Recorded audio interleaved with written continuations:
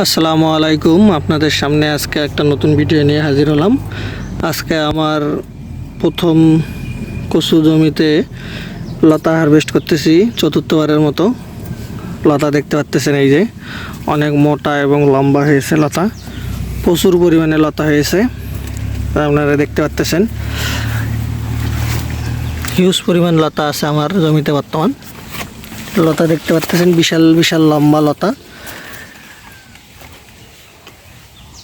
লতার পাশাপাশি অনেক চারা আছে। যারা এখনও কচু লাগান নাই, চারা নিতে চান, চারা নেওয়ার জন্য অবশ্যই যোগাযোগ করবেন, চারা দিতে পারবো। আপনারা দেখতে পাচ্ছেন লতা কি পরিমাণ লতা লম্বা হয়েছে এবং মোটা তাজা হয়েছে। এই লতার বাজার দর 70 থেকে 80 টাকা কেজি যাবে বর্তমানে। আপনারা চাইলে এই কচুর চারার জন্য যোগাযোগ করতে পারেন, কচুর চারা দিতে পারবো। আমার কচু অলরেডি এটা বিক্রির উপযোগী হয়ে গেছে, আর মাসখানেকের মধ্যে এই কচু আমি বাজারজাত করতে পারবো ইনশাল্লাহ।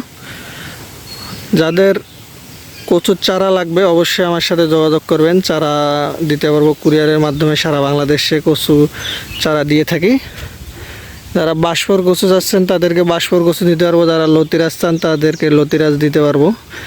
এবং যারা আপনারা কৃষি ব্যবহার্য কীটনাশক সার প্রয়োজন, যারা ছাদ বাগান করেন আমার সাথে যোগাযোগ করতে পারেন। আমি কীটনাশক সার ডেলিভারি দিয়ে থাকি অনলাইনে, কুরিয়ারের মাধ্যমে।